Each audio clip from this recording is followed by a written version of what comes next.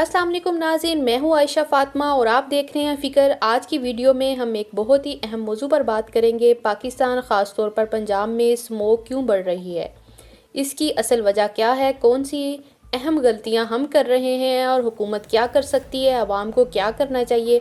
ये वीडियो आखिर तक ज़रूर देखें क्योंकि ये सिर्फ़ एक मसले की बात नहीं बल्कि हमारी सेहत, हमारे बच्चे और हमारे मुस्तकबिल का सवाल है। आखिर स्मोक है क्या? स्मोक दरअसल स्मोक और फोक का मजमूआ है, यानी धुआं जब फ़िज़ा में मौजूद नमी के साथ मिलता है तो एक गहरी धुंध बन जाती है जिसमें हमें कम दिखाई देता है और सांस लेने में भी मुश्किल पैदा होती है। पाकिस्तान में ख़ास तौर पर पंजाब में स्मोक क्यों बढ़ रही है? इसकी एक वजह है कि फसलों को आग लगाना। हर साल अक्टूबर नवंबर में चावलों की बाकियात को जलाया जाता है। ये धुएं का सबसे बड़ा ज़रिया है जिसकी वजह से पंजाब का फ़ज़ाई मेयार बदतरीन सतह पर पहुंच जाता है।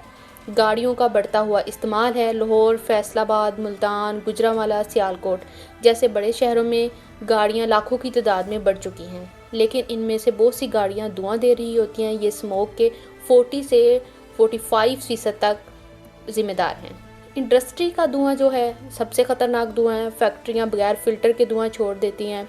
ये धुआं फ़ज़ाई आलूदगी के मुसलसल इजाफे का सबब बन रहा है। ईंटों वाले भट्टे हैं, रवायती ईंटों में कोयला जलाना, और कोयला जो है वो काला धुआं जो है सीधा फ़िज़ा में जमा हो रहा है जिससे ये स्मोक बन रही है। दरख्तों में कमी, शहर बढ़ रहे हैं, कंस्ट्रक्शन ज़्यादा से ज़्यादा हो रही है लेकिन दरख्त कम हो रहे हैं। दरख्त ना हो तो हवा साफ़ करने का कोई और तरीका या कोई और ज़रिया नहीं है। स्मोक के जो हमारी सेहत पर असरात हैं या नुकसान हैं, सांस लेने में हमें मुश्किल होती है, बच्चों में दमा और खांसी, आंखों में जलन, दिल और फेफड़ों की बीमारियां, ट्रैफिक हादसात में इजाफा, पैदल चलने वाले लोगों के लिए भी बेचैनी और सर दर्द का सबब बनता है। ये सिर्फ धुंध नहीं है, ये एक खामोश कातिल है। आवाम को क्या करना चाहिए? आवाम को चाहिए कि मास्क लगा के बाहर निकलें, सुबह सवेरे वर्जिश करने के लिए बाहर ना निकलें, घर में रह के वर्जिश कर लें। स्मोक सुबह के वक्त ज़्यादा होती है। घर के अंदर हवा साफ़ करने की कोशिश करें। घर में पौधे, एयर प्यूरीफायर या कम से कम नमी रखने वाली चीज़ें इस्तेमाल करें। पानी ज़्यादा पिएँ। स्मोक के दौरान जिस्म को हाइड्रेट रखना बहुत ज़रूरी है। गाड़ियों का इस्तेमाल कम से कम करें। मुमकिन हो तो पब्लिक ट्रांसपोर्ट इस्तेमाल करें। अब अगली बात यह है कि हुकूमत को क्या करना चाहिए। ज़रिए बाकियात जलाने पर मुकम्मल पाबंदी होनी चाहिए। किसानों को मुतबादिल मशीनरी देना ज़रूरी है जिसकी वजह से वो बाकियात जलाने से परहेज़ करें।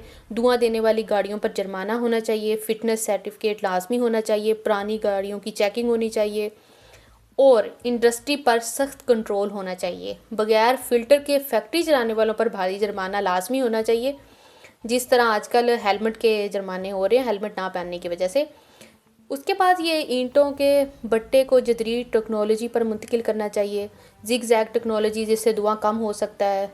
और दरख्त लगाने की मुहिम को लाजमी शुरू करना चाहिए। हुकूमत को शहरों में ग्रीन बेल्ट, पार्क्स और पौधों में इजाफा करना चाहिए। आखिर में हल क्या है? स्मोक का हल सिर्फ हुकूमत के पास नहीं है। अवाम, किसान, इंडस्ट्री और ट्रांसपोर्ट सबको अपना किरदार अदा करना होगा। अगर आज हमने कदम ना उठाया तो आने वाले सालों में पंजाब में सर्दियों के 3 महीने लॉकडाउन जैसे हालात पैदा हो जाएंगे। और अगर आप चाहते हैं कि अपने बच्चों को साफ़ फ़िज़ा, सेहतमंद ज़िंदगी और बेहतर मुस्तकबिल दे सकें तो हमें इस मसले को संजीदगी से लेना होगा। इसीलिए इस वीडियो को ज़्यादा से ज़्यादा शेयर करें ताकि आगाही फैले। अगली वीडियो तक अपने और अपने इर्द गिर्द के लोगों का बहुत ख्याल रखिएगा। अल्लाह हाफ़िज़।